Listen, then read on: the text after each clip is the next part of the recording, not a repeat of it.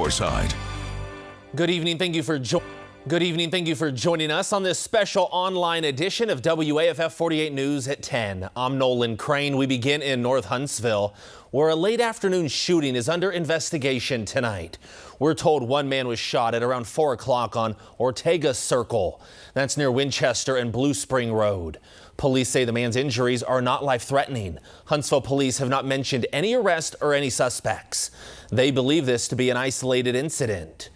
Also new tonight at 10, a man is at Huntsville Hospital seriously hurt after a motorcycle crash in downtown Huntsville. This happened near the intersection of Pratt Avenue and Washington Street at around 5:30. Police tell us the victim is expected to survive. Officers say a preliminary investigation found the motorcyclist failed to stop at a red light. Also new tonight at 10, a man is in the Limestone County Jail tonight facing drug trafficking charges. 48-year-old James Peoples of Harvest was arrested after a routine traffic stop last night in southern Limestone County. Deputies say when he was pulled over, they found cocaine and about a pound of marijuana in his car. We're told Peoples also had an outstanding warrant on unrelated charges. He's being held awaiting a bond hearing tonight. The sheriff says this bust is the result of aggressive patrol work. Also in Limestone County, deputies have arrested and charged a man with attempted murder following a shooting at a Dollar General on Highway 127. 34-year-old Eric Bryers was taken into custody after the incident just before 6 last night. Witnesses told deputies Bryers and another man got in an argument over a woman. They say Bryers pulled a weapon and then fired several shots. The other man was hit and expected to survive. His exact injuries have not been made public. We've had a nice and pleasant Saturday evening, but we're starting to get a little bit of a chill in the air. Temperatures right now starting to drop into those upper 50s for a couple folks. Looking into the rest of our forecast, though, we're expecting to see these 60s and upper end 50s stick around for the next day. Expectations for your Sunday, though, walking out the door with temperatures in those mid and low end 50s. Highs, though, will get back to those upper end 60s. By Monday and Tuesday, though, we have an increased rain chance. That's going to keep us around those upper 60s. Slight cold front coming through won't really make much of a difference until we get to Thanksgiving. So by the time we get to Thursday, we'll have temperatures well into those low end 50s. I'll walk you through the rest of the week in just a moment. Decatur Police Chief Tory Mack has a message for the people of his city tonight. Keep your hands to yourself. Chief Mack made the comments while saying domestic violence calls in Decatur are surging. Chief Mack spoke to our partners at Decatur Daily about this problem. He said in September there were 19 arrests for domestic violence in the city, and there have been many more since then. Mack says it's not just spouses or romantic partners. He mentioned one incident where a father is accused of shooting his son in the leg after an argument.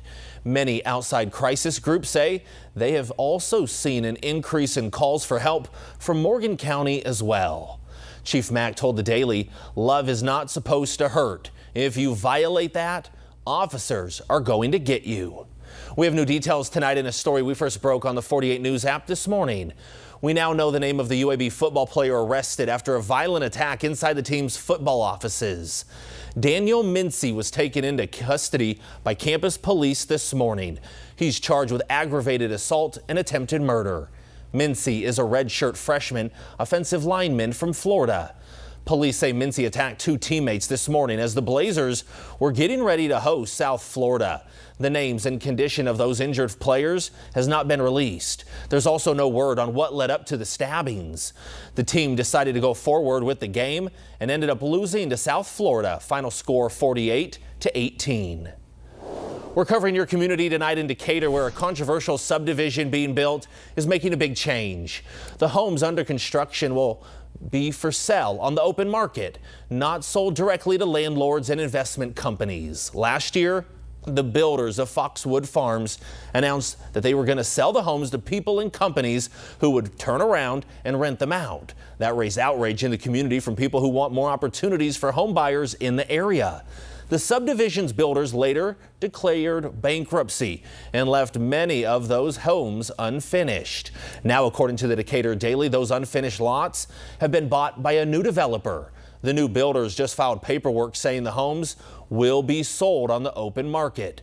Councilmember Carlton McMasters worked with other council members to limit build-to-rent construction and says he's glad to hear about this change. And we're on your side tonight in Limestone County talking to homeowners who have waited over 10 years to get a slowly deteriorating bridge rebuilt. WAFF 48's Noah Cowell looks into the reason for the long delay, and it might shock you. Limestone County engineer Mark Massey is still searching for ways to rebuild the aging bridge over Limestone Creek. This process started 11 years ago after the bridge was called functionally obsolete and structurally deficient. It's not strong enough to support a bus, ambulance, fire truck, or even a delivery truck. The county received a $500,000 grant back in 2014 to build a box culvert until an endangered species of armored Marstonea, or armored snails, were found in that creek. Snails that are so small, Massey says 50 of them can fit on a single quarter. We had to begin a redesign of our initial plan to make sure that we don't impact the habitat of that snail species. The next plan was to just build another bridge, but the cost estimate on that came back to $1.4 million. The county went to the state to ask for more money, but they refused. $1.4 million spent on a structure for approximately 40 vehicles a day. That's a hard ask, and it's hard for when they have structures out there that will affect much more traffic that are similar in cost. This bridge is the only way in and out for residents of 6 homes. Residents that are frustrated, saying this is an example of the state ignoring the needs of rural residents all over Alabama. The government, either county, state, or federal, somebody is going to have to start looking at money for replacing this stuff. You know, there's lots of people who are going to be facing these issues. Christopher says they want to see more urgency. There is another plan, but it involves building a totally new road, sending the people here 2 miles out of their way, all just to protect these armored snails. Nobody wants to add that to their trip every day going and coming home. We'd rather they relocate the bridge down the creek or somewhere than have to drive through somebody's subdivision. And we're afraid it's going to devalue our property as well. You don't want a hard drive to get to home every day. Reporting in Limestone County, Noah Cowell, 48 News, on your side. Tonight we're covering your community in Marshall County, where the Sheriff's Office held a special event today to help everyone learn more about autism. The Unity for Community event was held in Guntersville. The Marshall County Sheriff's Office, along with Guntersville Police and Fire, they were here to meet with local families. The goal? To learn about the best ways to help autistic kids and adults who may be in a life-threatening situation like a fire or a car crash. For us to be able to pick up on, hey, this person's autistic, how to deal with it. Whereas, you know, sometimes it's heightened, sometimes they don't say, like they're nonverbal, some are verbal, some are nonverbal, but mainly how to deal with a big incident that's occurred. We don't want them scared of us, we want to help them. Marshall County Deputy Sierra Bishop is one of several first responders who have undergone special training in this field. She helped create today's event to share what she knows. It's college football Saturday. After the break, we're going to have highlights from the biggest games across the state. Plus, if you're looking for something fun to do tomorrow, we'll take you to a Christmas market. And I'll show you how gorgeous the rest of the weekend's going to look and when we can see some rain chances, including leading up to Thanksgiving in just a moment.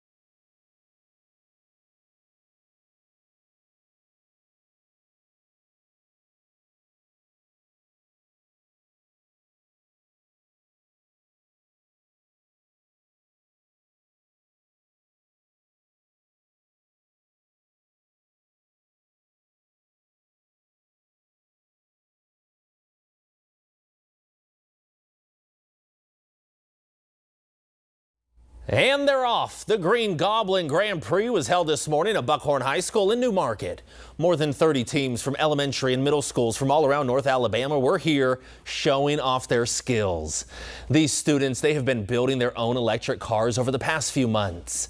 And today it was time to put the pedal to the metal. So it's run on two 12-volt batteries, and they learn about the system and how to get them to work in the electrical system. And then the cars have a push button and a pull brake, and so they learn how to race the cars. So we do a lot of practice driving, and getting 4th, 5th, and 6th graders in cars to practice driving when they've never driven anything before is really exciting. And congratulations to all of the young drivers and car engineers involved in today's races. A Jackson County holiday tradition is underway this weekend in Scottsboro. The Goose Pond Civic Center is hosting the Mistletoe Market. This is a chance to meet Santa, get some locally made Christmas gifts, and support several important causes. Proceeds from this event help Habitat for Humanity, Impact Learning Center, and the Scottsboro Public Library, just to name a few organizations. It's great. Every year it seems to, our donations seem to grow. So it's awesome that this keeps getting bigger and bigger. You can check out the Mistletoe Market for yourself tomorrow. Again, Goose Pond Civic Center. It'll be open from 1 to 4 p.m. Now, your first alert weather forecast with Jada Russell.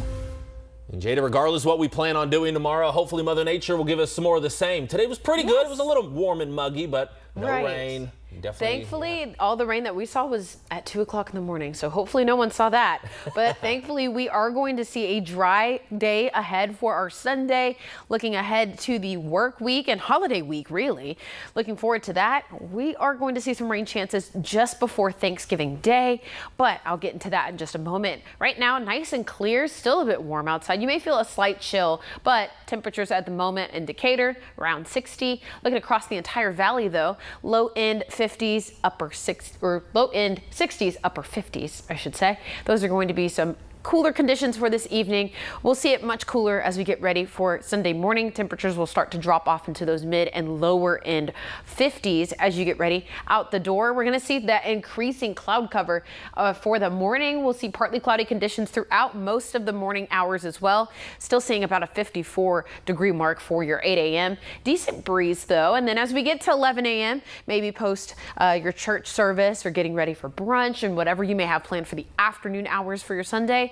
Nice and comfortable, about 61. We'll be in those mid and upper 60s for our Sunday. It's going to be nice and comfy going through most of the day ahead. It'll be almost a little just uncharacteristic for our November, but we are kind of close to that average. Around this time, we're usually around those lower end 60s. So 66 is the highest expected forecast. Temperatures could see some 67s as well around the early afternoon, but it's going to be nice and comfortable. Rain chances though will return as we go through Monday and Tuesday. You'll notice we take that drop from those upper 60s to the lower by Wednesday, and then Thursday 10-degree drop. So Thanksgiving is going to feel quite cool. We're going to see temperatures in those low end 50s all throughout next weekend. So as you get ready for Black Friday, Iron Bowl tailgates, it's going to be quite chilly. We'll get rain chances back into the forecast after that for the following work week.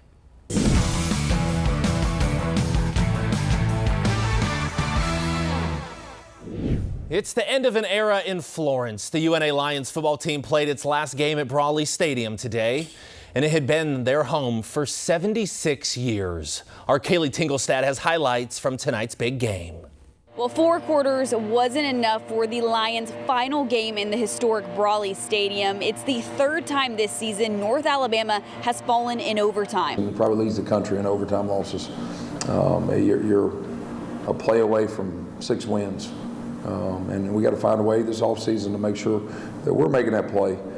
It's bittersweet. Last game in Brawley. Love to have sent this place out with a win. Love to have sent these seniors out with a win to win in front of the 95 team. But that's not what God had in works tonight.